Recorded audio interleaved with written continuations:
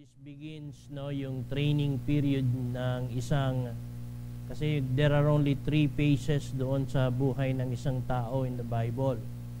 Sa mundo, meron po tayong tinatawag na teenage life, meron yung mga young adult, merong middle age, kaya meron tinatawag na middle age crisis, etc. etc. Dami-dami mga phases in life. But in the Bible, there are only 3 phases that is mentioned in the Bible, and it is also in accordance to the tradition that God has taught the Jews. No? Ang una is childhood, and the second one is the youth, and then the third one is the adulthood, or the pagiging fathers or mothers. Amen. Yung youth o yung children ay nagsisimula from age 0 up to age 12, or before the day of the 12th birthday. Ayan. Pagsapit niya ng 12 years old, from 12 years old on his 12th year birthday up to the 29th the 29th age, yun yung youth, no? Kabataan siya noon. Kaya yun yung mga sinasabi ng Lord, that honor the Lord with your youth, no? Paglingkuran mo ang Panginoon habang ikaw ay bata pa. Amen? So, pumalakpak nga yung mga kabataan dito.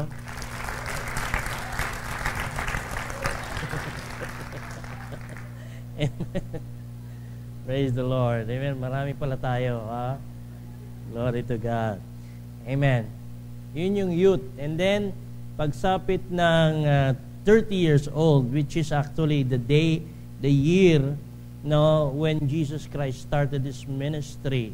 No? Ibig sabihin, He became matured and He led. Ganoon.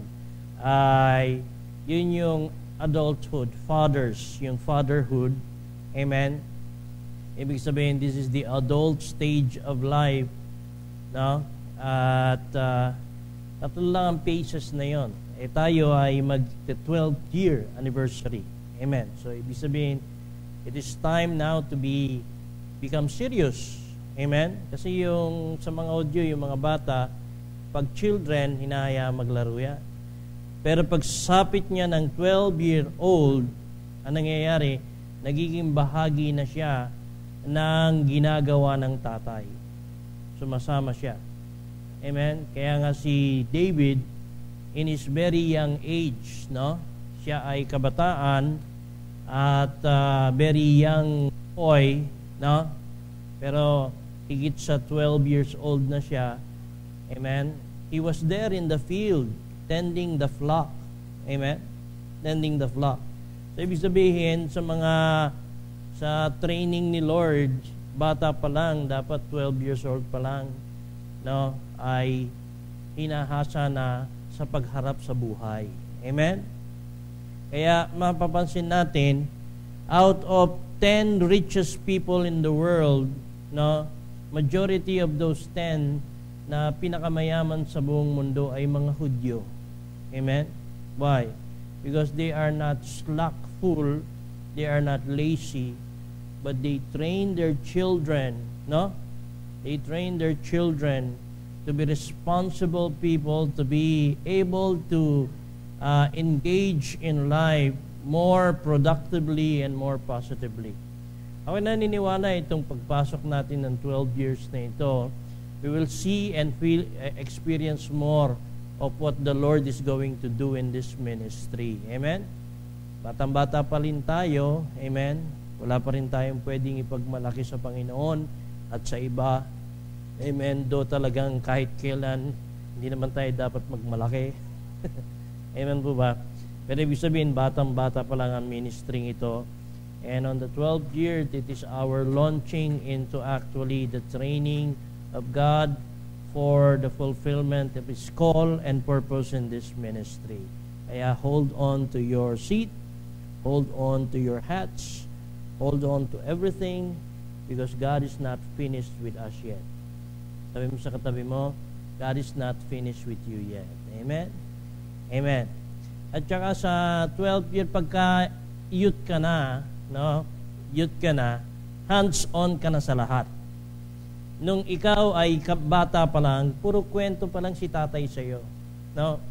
Puro kwento-kwento pa lang.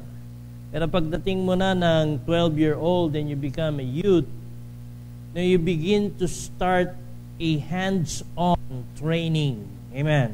Kaya si Jesus Christ, nung bata siya, 12 years old, he began to go with his foster father na si Jose and began to be trained how to become a carpenter.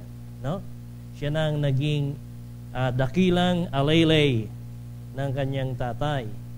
No? Kaya nung mawala si Jose, kahit batang-bata pa si Jesus Christ, he took the responsibility to actually provide for the family. Amen. And he was not lacking in training because in the culture of the Jew, bata pa lamang talaga ay sinasanay na at hinahasa na. Alam niyo ba sa mga Hudyo, iba ang kanilang technical skill at professional career. No? Meron po silang dalawang kasanayan. Yung technical skill nila, yun yung kabuhayan ng buong pamilya. Pero sila ay nagte-take din ng mga courses, ng mga professional courses. Kaya sila, dalawa ang hawak nila. In any case that the professional course would not be promising, they would continue with their technical skill. And if the technical skill is their promising, then yun ang ipagpapatuloy nila. But if their professional course would be very promising sa kanila, they would engage in that. No? So very wise ang papaano raise up at i-rear ang mga kabataan ng mga Hudyo as designed by the Lord. Ako naniniwala yung design ng Lord para sa mga Hudyo, kung susundin lang ng mga Hudyo 100% ang design ng Lord, napaka-promising talaga. At kung tayo rin matututong sundin din ang pattern na itinuro ng Panginoon, pagpapalain din tayo at ang ating mga pamilya. Amen? Palakpakan natin ang Diyos na buhay. Praise the Lord. Sa gabing ito, amen, ay tayo po'y mag-aaral ng salita ng Diyos. And we are in a journey of actually studying the bride of Christ. Amen. At napag-alaman natin sa ilang mga pag-aaral natin that hindi lang pala simple ang konsepto ng pagiging bride. Amen. No?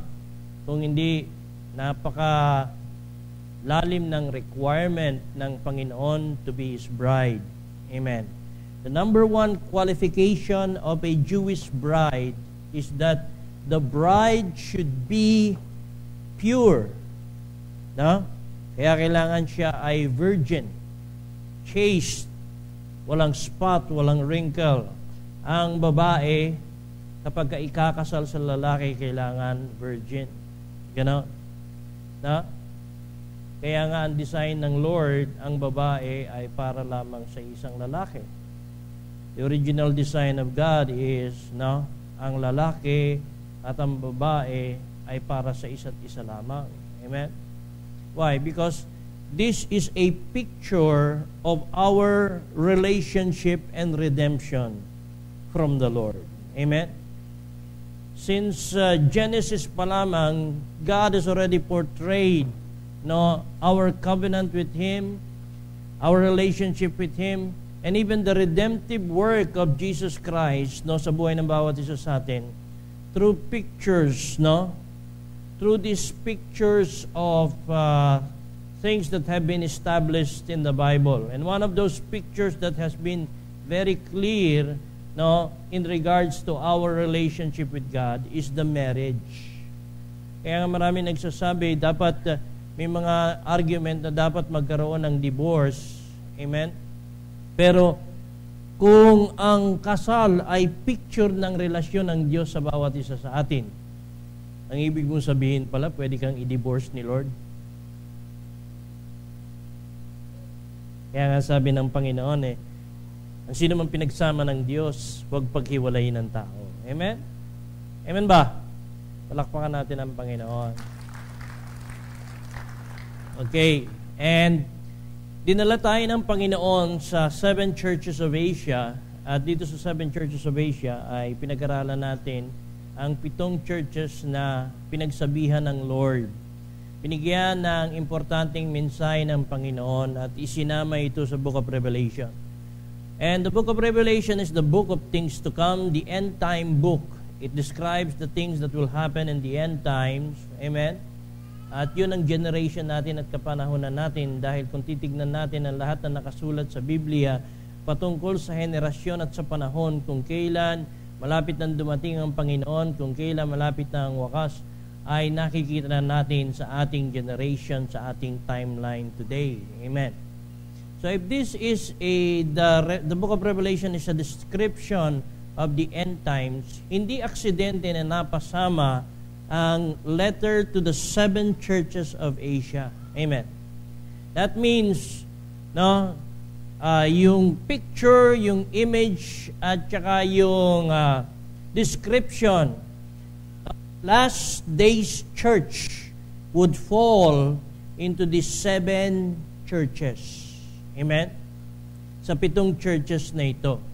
So, ibig sabihin, kung gusto nating makita kung alin yung church na approved sa Panginoon, alin yung mga hinahanap-hanap ng Lord, o alin yung mga spiritong magra-rise up in the last days that would actually compromise us so that we would be rejected.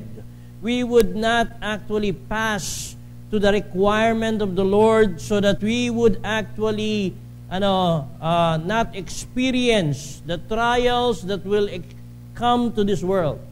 Kaninang umaga, pinag-aralan namin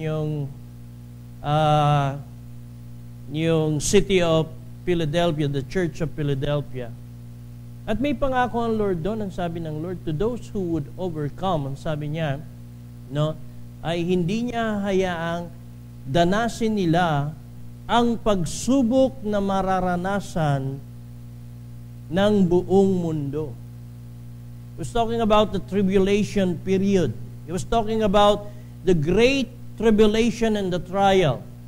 So that means there is a quality, there is actually a requirement, there is a standard that God is looking for, no, in His people in order for them not to experience the hardship and the trials that will evidently come in these last days.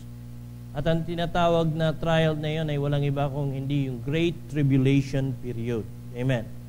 Para maintindihan natin yung Great Tribulation period, the Great Tribulation, sa langit meron pong tinatawag na vials of wrath. Alam niyo bang may sisidlan ng Diyos ng galit?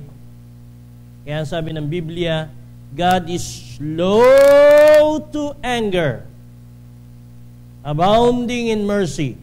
Pag sinabing slow to anger, hindi nagagalit. Nagagalit din. Kaya lang, iniipon. Amen?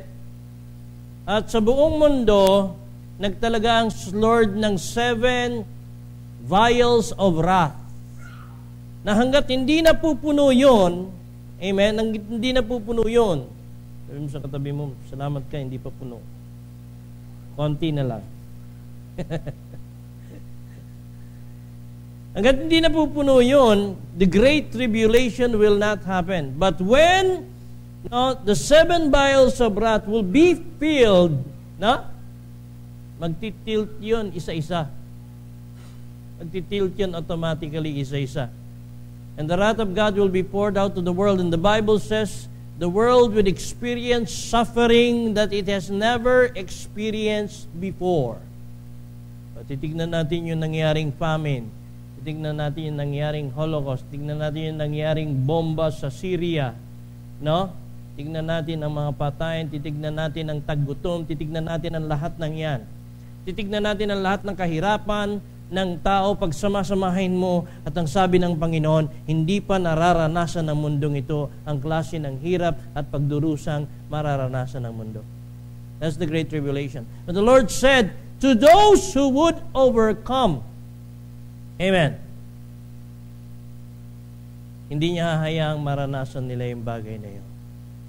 Sabi mo sa katabi mo, kasama ka ba doon? Dapat kasama tayo doon, di ba? Yung iaalis ni Lord. Amen? Amen ba? Palakpakan natin ang Diyos na buhay. Amen ba? And that is coming, whether by natural or not. Ako'y naniniwala na darating ang Panginoon very soon, dahil pag hindi dumating ang Lord very soon, hindi na kailangan ng great tribulation. Man is going to destroy himself. Amen? Man himself is going to destroy himself by greed. Mag-accumulate ang lahat ng yan. No? The coming of the Lord will be for the benefit of the entire world, so that God would put this world into its proper order. Amen. Ngayon sa gabing ito, pumunta tayo sa last church na ating pag-aaralan. Amen.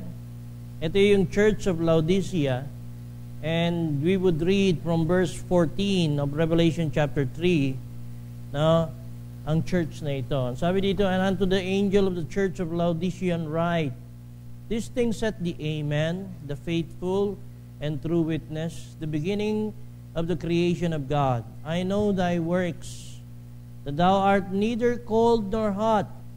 I would that thou wert cold or hot.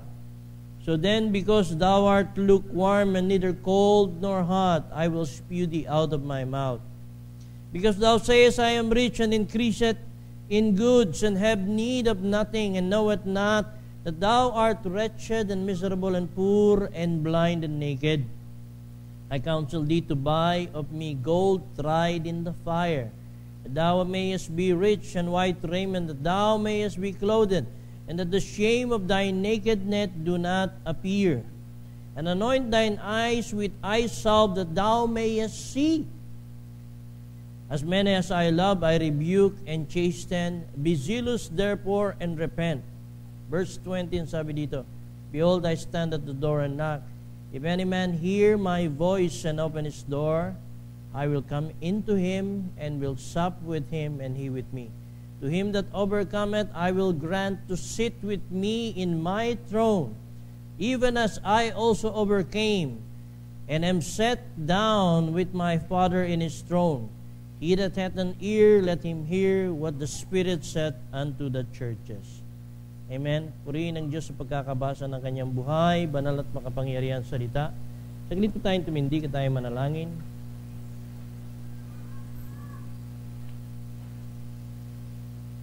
Dakilang Diyos sa manaming sumasalangit na nakatunghay sa amin, kami ay nagpapasalamat sa pagkakataong itong muli kaming makapakikinig ng iyong salita. Dalangin namin, Panginoon, kasihan mo ng iyong kapangyarihan at ng iyong Espiritu ang iyong salita, upang ang bawat isa sa amin, Panginoon, ay malinawan, tumanggap. Hayaan mo ang iyong salita ay tumimo sa aming mga puso at kalooban. Pahinuntulutan mo kaming makaunawa. Pahintulutan mong makita namin ang iyong puso, ang iyong kalooban, ang iyong katotohanan. At sa lahat ng ito, ikaw ay maluwalhati. Santong Espiritu, take preeminence of this place and glorify the name of Jesus in our midst. We thank you, Father. We bless you. We honor you. This is our prayer in Jesus' name. Amen and amen. Sige po, makakaupo na po tayong lahat. Amen. This is the message of the Lord, no, na ibinigay niya sa Church of Laodicea. Unang-unas, ang message ay ipinarating doon to the angel of the church. Well, the angel, kadalasan na ginagamit sa Biblia, no, ay ang pinatutukuyan yung pinaka-pinuno or leader ng church, which is the pastor. Amen? You know that there are spiritual authorities that God has placed. And these spiritual authorities are accountable for the condition of the church. Kaya nga, siya ang ina-address. Amen? Why? Because everything rises and fall on leadership. Ang lahat, sabi ni John Maxwell, ay tumatayo at bumabagsak, no, through leadership. Amen. At kadalasan, kaya nagsisimula pa lamang ang isang organisasyon, ang isang institusyon, o maging isang unit katulad ng pamilya, ay destined to be doomed na yung family, yung institution at your organization na yun. Now, for the very reason that there is no established leadership. Leadership is very important. Amen? Leadership is direction. Amen ba? Kung lahat ay ulo, amen, saan pupunta? Kung lahat ay namumuno, saan pupunta? No? Kaya napakahalagang maintindihan natin that leadership is very important to the family, to every institution, and to every organization, even to the church. God rules the church through His delegated authority. And we could see in the Bible that if God wants to do something, He calls a man or a woman. Never can you find in the Bible na kung merong gustong gawin ng Panginoon, ay tumatawag siya ng isang relihiyon, tumatawag siya ng isang organisasyon, tumatawag siya ng mga bagay na yun. No. He speaks to an individual, to a man and a woman, and through that person, God leads the people of God to do His purpose and His design. So, napakahalaga ng leadership. Amen? And leadership has accountability. Sabi ng salita ng Diyos, kayo ay magpasakop sa mga namumuno sa inyo, sapagkat sila ay namumuno sa inyo katulad ng mga taong magbibigay sulit sa harapan ng Diyos. Wow! Antindi. Amen? Ang ibig sabihin pala, every spiritual authority will come to a point to give an account to God for everything that had happened to the people of the Lord and to the one He is leading. Mga tatay, accountable kayo sa pamilya ninyo. Amen ba? Hello? Hindi kayo mga amen, ha? So, yung mga gustong maging tatay dito, you must be responsible for the outcome. Amen? Kaya nga, dito sa Church of Laodicea, makikita natin in the 7 churches of Asia, majority has been called na tinawag yung angel or the leader of the church, and he was being scolded. Siya ang pinagsasabihan. Amen. Para sa kondisyon ng kanyang church. Amen. Amen po ba? Kaya napakahalaga ng spiritual leadership. Amen? Amen. And then, sabi ng Panginoon dito, ang kanyang salutation dito, ang kanyang pagbati, ginamit niya itong mga terms patungkol sa kanya. This says the Amen.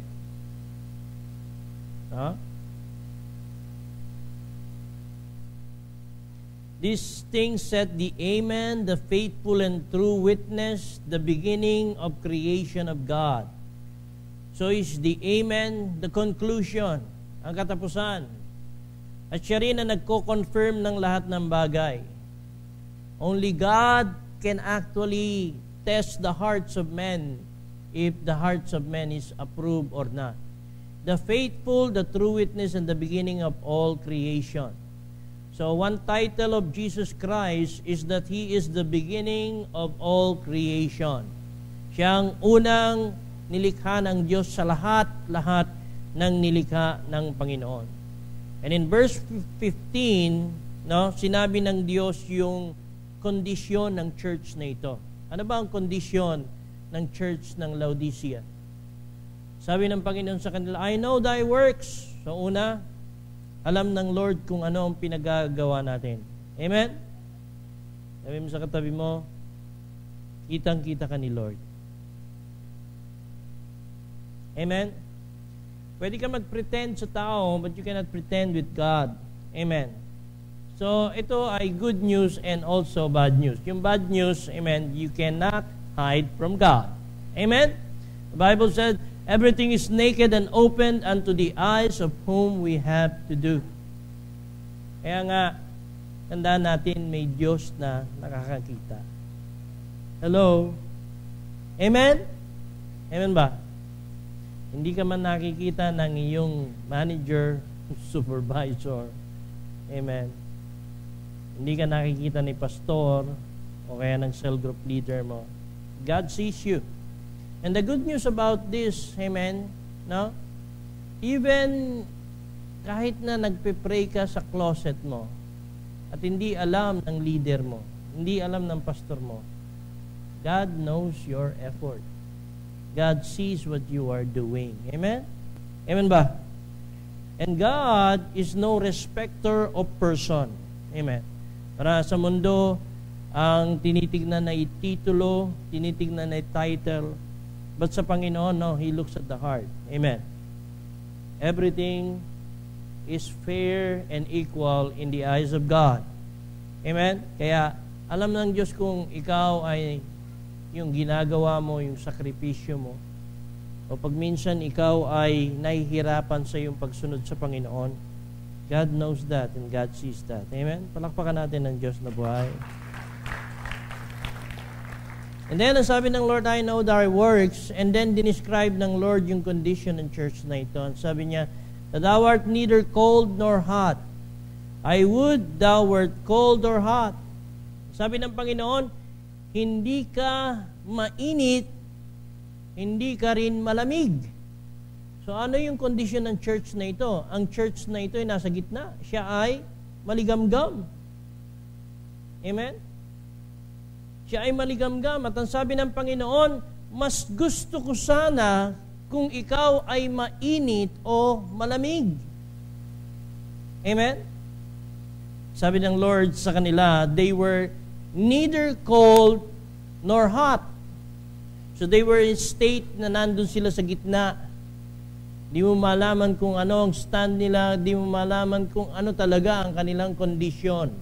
Amen. Nandun sila sa state na yan. At ang sabi ng Panginoon sa kanila, mas gusto ko pa nga sana kung kayo'y malamig o kaya mainit. At least, alam ni Lord kung nasaan ka. Amen? So, kung malamig ka, amen, kailangan mong painitan. Amen ba? Kailangan mo uling mag-umalab. Kung ikaw naman ay mainit, tuwan-tuwa si Lord sa iyo. Pero dahil maligamgam, no, that's a very dangerous position. That is a very dangerous position. Amen. And then ang sabi ng Lord dito sa verse 16, so then because thou art lukewarm, na maligamgam, malahininga, and neither cold nor hot, I will spew thee out of my mouth. Iluluwa kita, ang sabi ng Panginoon. Dahil hindi ka mainit, hindi ka rin malamig, dahil ikaw ay maligamgam, sabi ng Panginoon, iluluwa kita. Amen? Nakakalungkot yun. Amen ba? God doesn't want us to be lukewarm. Amen? Andun sa gitna, mahirap yun. Amen? Yung isang paa na kay Lord, yung isang paa wala. Paano ka lalakad nun? Lalakad ka ng sakang. Amen? And ang sabi ni Jesus Christ, no, it is either you are with me or against me. No? It is either you are for me or you are against me. It is either you gather with me or you scatter.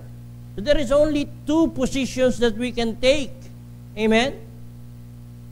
In the Lord. Kung kasama ka niya, kasama ka niya. Kung hindi ka niya kasama, amen, hindi ka niya kasama. Kung ikaw ay para sa kanya ka. Kung hindi ka para sa kanya, hindi ka para sa kanya. So there are only two positions that we can take even in the church and in our life as Christians. Amen? Dalawa lang ang posisyon na yun. Sa church, it's either ikaw ay kasama sa bumubuhat o ikaw ay pabigat. Hello? Kasi ganito yan eh. It's either kasama ka sa mga nag-aalala o kasama ka sa inaalala. Hello?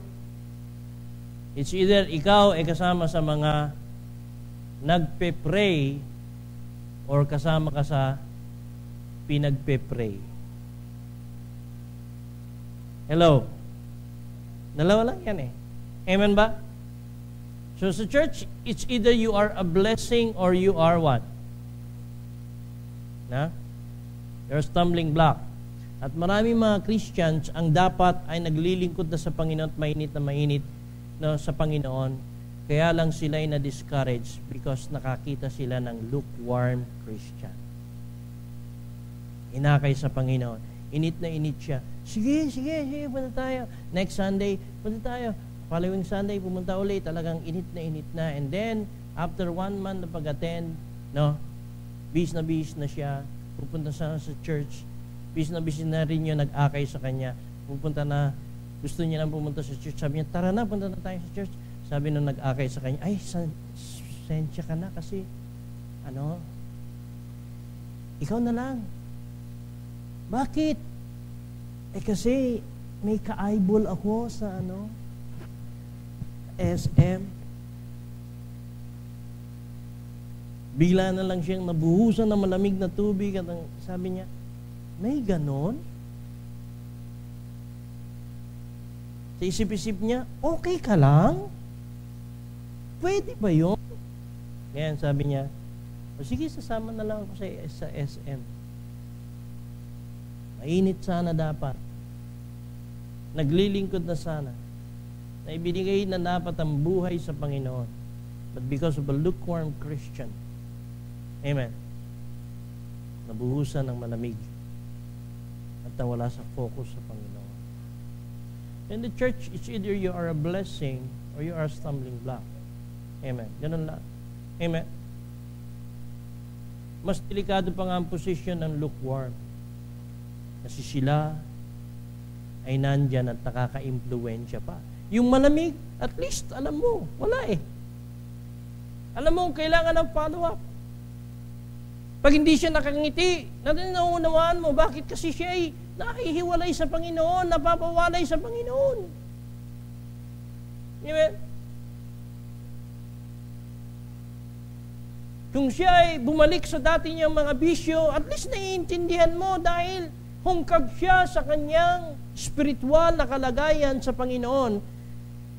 And that causes you to actually know what to do with the person. You begin to pray for that person. You begin to reach out to the person and you begin to comfort and you begin to actually minister to that condition.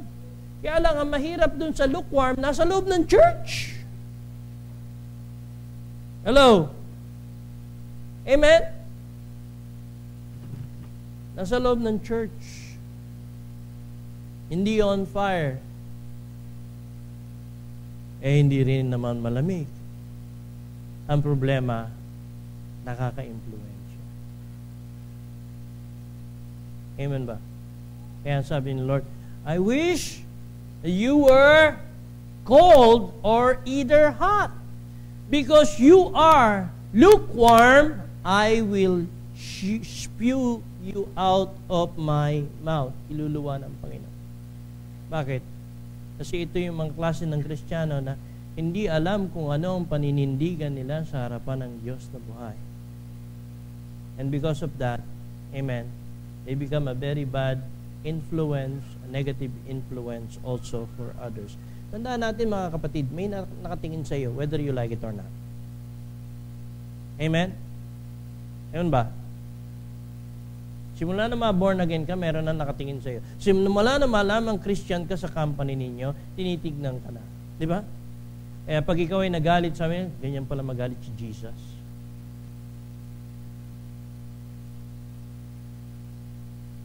Bawat ginagawa mo, laging, ina-associate at nililink doon sa iyong relasyon sa Panginoon, sa iyong pagiging born again, sa iyong pagiging Kristiyano. And that's something natural. Why? Kakaiba ka na kasi. Amen? At natural yun. Ngayon, ang question is, how do you influence others? Amen? Would they see the fire in you and be encouraged to be on fire also? Or will they see the coldness, the lukewarmness? Amen. And because of that coldness and lukewarmness, will they be also like that? Marami tayong mga kapatiran sa JHTM, pagka na-expose sa ibang mga churches at mga kapatiran, mga Christian doon, nasasyak yung ibang mga tao sa kanila. Kasi ibang nakikita eh. Iba yung init. Yung mga Christian naman sa JHTM, nasasyak din naman sa nakikita nila sa iba.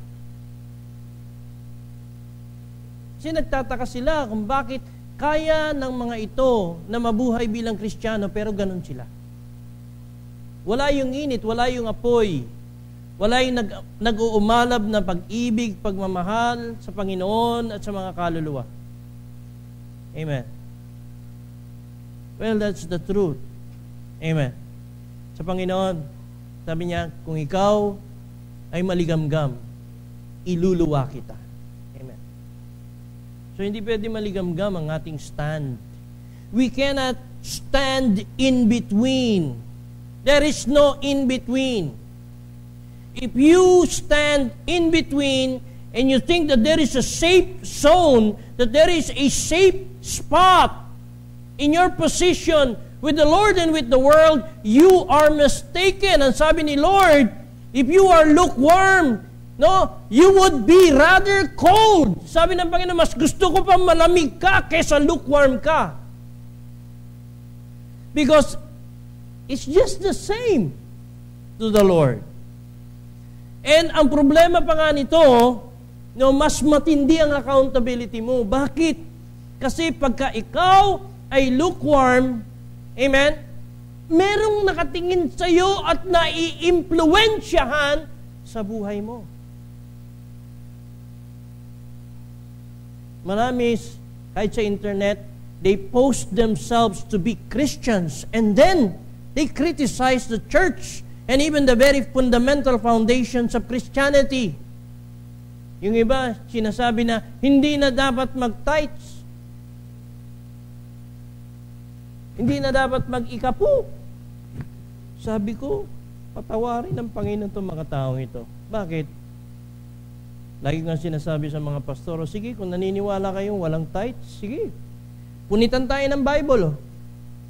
Punitin natin ang aklat ng Malakay. Punitin natin lahat ng pahina sa Biblia na nagsasabing may tithes and offering, even in the New Testament. Sige, punitin natin kung kaya niyong punitin. Hindi naman nila kaya. Bakit? Takot din sila.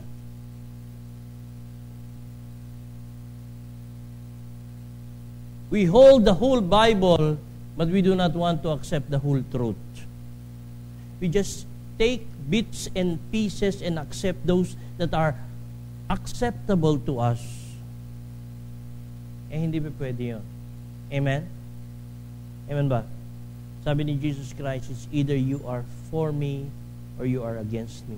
It's either you gather with me or you scatter. Kasama ka ba sa nag-iipon? O kasama ka dun sa nagkakalat?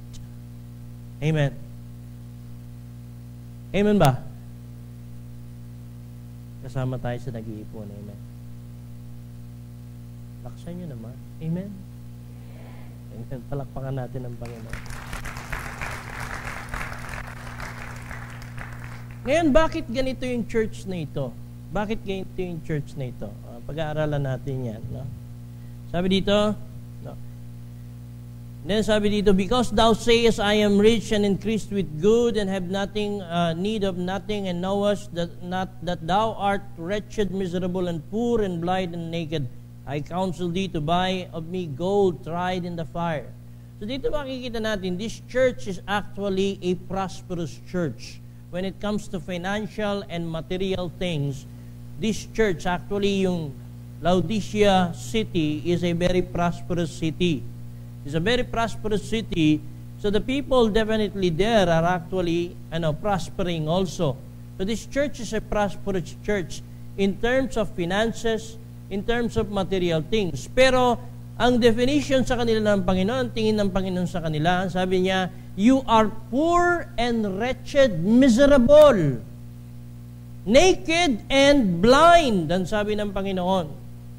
Wow, pwede pala yun, no? Na ang ganda-ganda ng iyong financial na kondisyon, yung iyong material na kondisyon, yung iyong ginagawa very successful, ang lawak-lawak na ng ginagawa mo, and then pagdating sa harapan ng Panginoon, ang tingin sa iyo, lahat ng ginagawa mo, they don't score a point in the Lord, and to Him it is nothing. Amen. Pwede pala yun.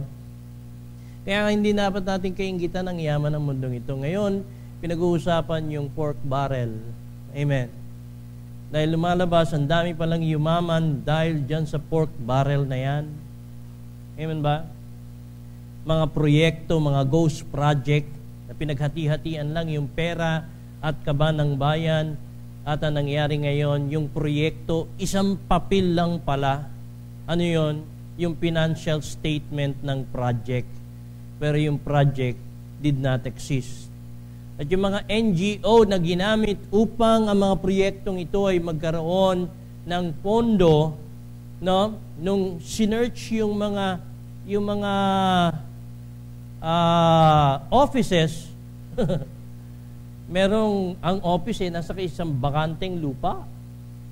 Tapos yung isa naman, nung dinalaw yung bahay na kung saan nakaregistered as the office of the NGO, hindi man lamang alam na may-ari ng bahay na yung opisina niya pala ay opisina ng isang NGO. Puro mga bogus. Amen? Amen ba? Hindi dapat natin kainggitan na mga ganon. Kita natin ngayon, no?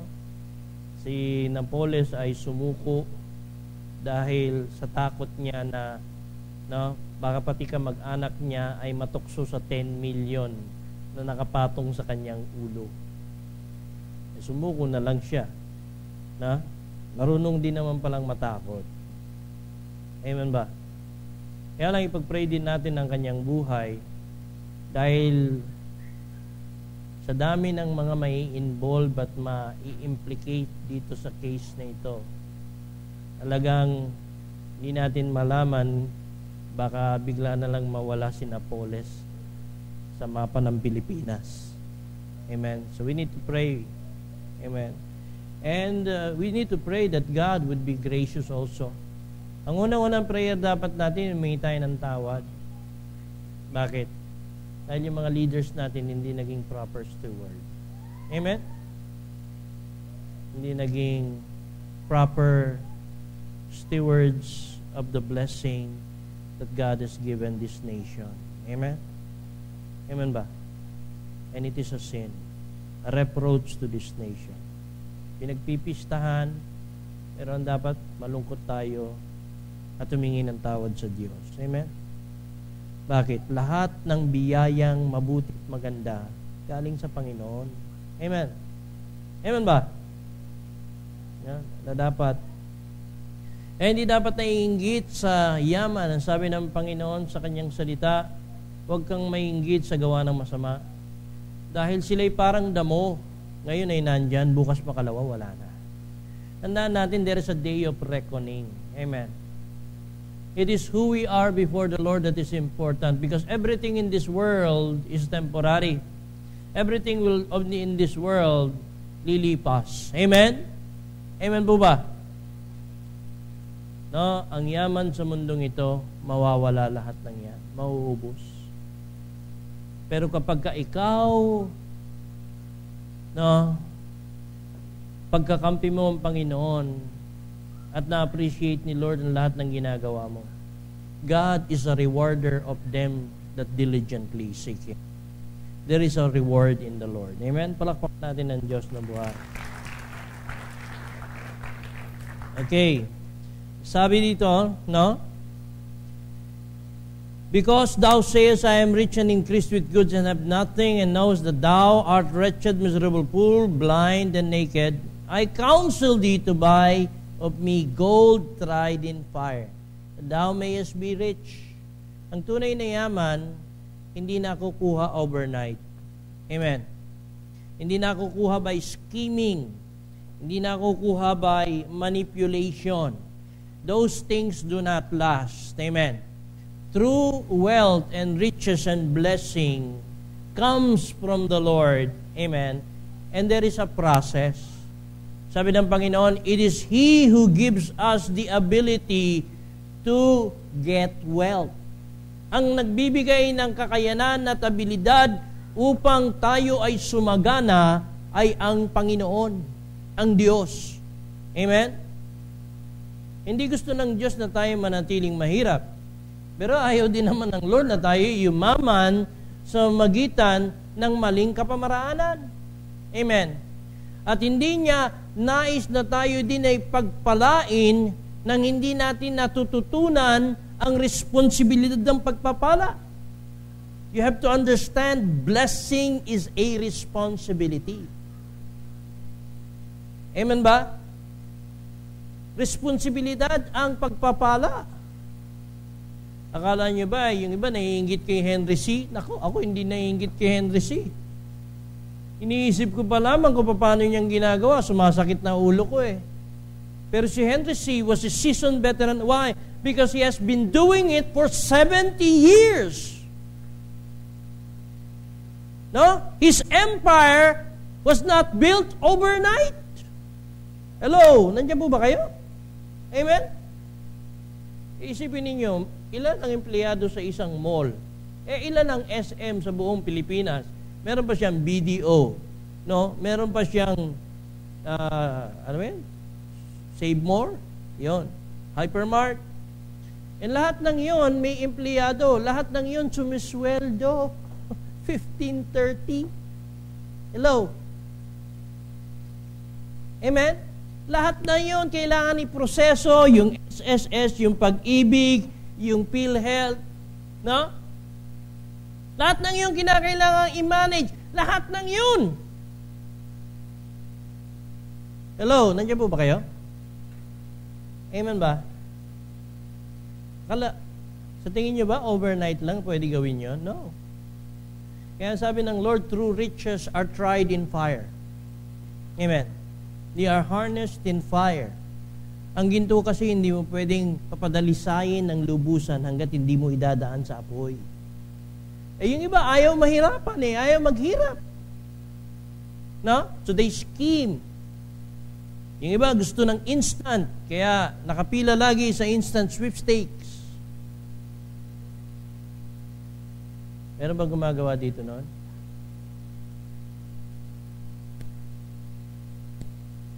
Well, ang problema kasi noon, blessing is responsibility. Kahit na tumama ka sa sweepstakes, hindi assurance yon na aasenso ang buhay mo. Why? Because if you don't know the basic, fundamental na principles of handling wealth and riches and being responsible, yung yaman na yan, mawawala din. Mauubos din. Sa Amerika, ang dami-dami nang tumama dyan. Sa kanila, dun galing yung lottery natin, ginaya lang doon. Sa Amerika, napakalalaki ng halaga. $40 million, $200 million, $25 million. Isipin ninyo, i-times mo pa yun ng 40 pesos. Amen. Gaano kalaking halaga yun? Pero nakakalungkot, nung pinag-aralan nila lahat ng tumama sa lottery sa Amerika, majority, 99% ng mga tumama ng lottery doon, nasira ang kanilang buhay, ang kanilang pamilya. Bakit? May mag-asawa, nagmamahala ng lubusan bago tumama doon sa lottery. Nung tumama sa lottery, nag-divorce. Bakit? Yung lalaki gusto na mag-asawa na mas sexy at mas maganda. No. Bakit nangyari yung ganon? Na isang dapat malaking pagpapala, hindi. Hindi naging pagpapala. Why? Because blessing is responsibility. Ngayon, para maintindihan natin, malaman natin, kung ano ba nangyari dito sa church na ito, bakit naging ganito sila, and how they actually manage even the resources in their life. We go to the word Laodicea. Anong ibig sabihin ng word Laodicea? The word Laodicea in Greek means the rule of people. The rule of people. So dear, the name actually describes this church. Na itong church na ito, na naging democratic na sila. Ano ba ang ibig sabihin ng democracy? No? Ang democracy, ang ibig sabihin, a government by the people, of the people, and for the people. So, for the people. That's democracy. Amen? Nung una, maganda ang democracy, pero lately, no, ginagamit na ng kaaway. Sa Amerika ngayon, sobra na ang demokrasya nila. Sobrang kalayaan na. Ang kalayaan gusto na nilang i-promote. Kalayaan gawin ang kahit na ano. Even if it offends God. Kaya sa kanila, di ba? Wala kang pakialam sa katawan ko. Katawan ko ito. Kaya kapag ako'y nabuntis at gusto kong ipa-abort, wala kang pakialam. Bakit? This is my body. I have every right to do whatever I want with my body. Yan ang sinasabi nila. Na? Wala kang pakialam kung sinong gusto kong mapangasawa. Kahit kapareho ko ng gender. Kami ang nagmamahalan eh. Even though it offends God, nawawala na yung morality. No? So here is the rule of people. Ang ibig sabihin, no, this is a church that implements democracy. Yung mas nakararami ang nasusunod. At kadalasan, sino bang nasusunod sa mas nakararami? Di yung meron. Amen? And many churches, no, even in the Philippines, are actually, hard up to push forth the purpose and the call of the Lord to the church. Why? Because lahat kailangan pagbutuhan. Lahat kailangan pagkasunduan ng nakararami.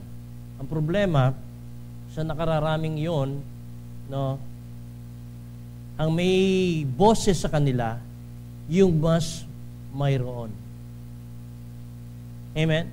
And that was the condition also of this church. So the rule of the leadership or the spiritual authority was not being imposed there. Hindi na sumusunod sila doon sa spiritual leader at hindi na rin sila sumusunod sa salita ng Diyos. Kung hindi, ang ginagawa nila yung sarili nilang kagustuhan, yung sarili nilang agenda, yung sarili nilang pananaw, yung sarili nilang plano, at pati yung sarili nilang kapamaraanan. Kaya nga sabi ng Lord sa kanila, akala ninyo sa ginagawa ninyo mayaman kayo? No, you are poor. In the sight of God, they are poor. Why? Because they are destitute, they are deprived of the will of the Lord, they are deprived and they are not doing the will of God, but they're doing their own thing. Sabi sa Proverbs, a backslider in heart will always be filled with his own ways. Ang pusong malamig sa Panginoon, ang pusong nalalayo sa Panginoon, ay punong-puno ng sarili niyang kapamaraanan. He's always filled with his own ways. And that is the reason why they were cold. They were lukewarm. Why? Yun ang problema eh. Kaya sabi ng Lord, buy from me riches tried, gold tried in fire. Because God does not deprive us to experience His blessing. Sabi ng Panginoon, the silver is mine, the gold is mine, everything is the Lord's. Promotion comes from Him. No? He can bless anyone in an instant. Amen. But the problem is, can you handle the blessing? Kaya nga it's tried in fire. Why? Because pararaanin ka muna ng Diyos. No? Para maintindihan mo. Pararaanin ka muna ng Diyos sa isang proseso para maunawaan mo kung papaano ang kapamaraanan ng Diyos upang pag dumating ang pagpapala sa buhay mo, hindi ito ang sisira sa iyo at hindi ito ang hihiwalay sa iyo sa Panginoon. Amen? Amen ba? Kaya nga tayo may tithes and offering eh. Yung tithes, kung maliit ka pa lang, hindi mo kaya mag-tithes. Believe me, yung iba sabi nila, pag ako yumaman, pastor, saka ako magta-tithes. Pag yumaman ako, pastor, magpapatayo ko ng church. Sabi ko ngayon pa lang ang walang-wala ka eh. No? Hirap mo na nga pigayin eh. Ano pa kaya kung katulad ka na ni Henry C.D., lalo kang mahirap lapitan. Amen? Naintindihan niyo ba? Ang magandang example nito ay si J.D. Rockefeller. J.D. Rockefeller, considered himself as a Christian businessman in a time na hindi naman uso ang Christian businessman. He considered himself a Christian businessman. He was a businessman in the 1900s, no? At ginamit siya ng Lord ng lubusan para yung gasolina sa Amerika ay mapababa ng gusto ang presyo. Pwede pala yun. Pwede palang pababain. Kasi tama ang puso ni John D. Rockefeller. Amen? Si John D. Rockefeller, in 1900 something, na-record yung tithes niya sa isang taon. Sa isang taon, ng 1900s, that was only the year that year. Wala yung record ng mga previous years, but only that year, nakita nila na ang kanyang tithes ay $103 million. That was the 1900s, no? Nag-tithe siya ng $103 million. Ano ibig sabihin noon? Yung kita niya, 1 billion. Pero hindi niya pinagdamot yung tithe yung 103. And then, God used him para suportahan ang napakaraming mga foundation and missions. And even yung Rockefeller Foundation, kung titignan ninyo sa internet, it still exists even up to now. Nagpapatuloy pa rin yung Rockefeller Foundation. Now, he was a Baptist, kaya lumaganap ang Baptist movement throughout the United States and throughout the whole world during that time, because of his support. Pero anong susi kay John D. Rockefeller? Bakit siya naging ganon? Hindi siya naging madamot. At kahit na napakalaki ng yaman niya hindi nagbago ang kanyang puso patungkol sa Panginoon, pagsunod sa Panginoon, at ang katapatan niya sa Panginoon. Amen? Tandaan natin, ito yung negosyante, eccentric to. Ibig sabihin, temperamental. But his heart did not change towards God and his faithfulness. And he considered himself to be a Christian businessman. He's a very shrewd businessman. But when it comes to the work of the Lord, andun yung passion niya. Bakit? Kasi nagsimula siya ng bata. Nung bata siya, namatay yung tatay niya. It was a time of depression. Namatay yung tatay niya, yung nanay niya ang napilita magtrabaho. Nung napilitan magtrabaho yung nanay niya, nagkasakit yung nanay niya. He was only, siguro 5 years old during that time. Nagkasakit yung nanay niya, at nung magkasakit yung nanay niya, ubo ng ubo, hindi makapagtrabaho. Kaya sabi ni John D. Rockefeller sa kanyang nanay, sabi ni John, Nay, maghanap akong trabaho. Natawa lang yung nanay niya sa kanya, sabi niya, sige, kung yan ang gusto mo. Umalis yung bata. 5 years old. And he started to look for work. May naawa sa kanya. So, ang ginawa ngayon, binigyan siya ng mga menial task lang. Gawin, ilagay ito sa ganito, ilagay sa ganito. So, ginawa ng bata. Nung matapos yung bata, binigyan ng sweldo yung bata. Matapos niya lahat. Ang kauna-una ang sweldo niya is $1.50. $1.50 ang kauna-una niya sweldo. At nung umuwi siya ngayon, binibigay niya sa nanay niya. Sabi niya, Nay, ito sweldo ko. Kumita ako ng ganito. Yung nanay niya ngumiti, natuwa sa kanya. At sabi ng nanay niya sa kanya, alam mo, John, mas matutuwa ako kung ibibigay mo yung para sa Panginoon. Tinanong ng bata, ano yung para sa Panginoon? Sabi niya, tinuro ng nanay kung paano siya mag-compute ng kanyang tithes. And from that day onward, at a young age, he was already trained to give what is for the Lord. Kaya ang testimony ni John D. Rockefeller, if I was not faithful to give my tithe on my first dollar, I wouldn't have been faithful to the Lord to give my tithe on my first $1 million. Because blessing is responsibility. May purpose ang Lord kung bakit ka pagpapalain. Amen? Pero kung naiinip ka and you want to scheme, you want to do your own ways, you want to do your own thing, sabi ng Panginoon, yes, you might be rich in the sight of the world. But sabi ng Lord, you are poor, wretched, naked, blind, miserable in His sight. Amen? Amen po ba? Bakit? It is God who gives us the ability to accumulate wealth. May purpose ang Lord kung bakit pagpapalain ka ng sobra. Bakit? Kasi kung tutuusin di ba? Ano ba mga basic needs lang natin, di ba? But why does God go out of the way to bless a child of God, no? Beyond this imagination? Because God has a purpose. Amen? And this is still for the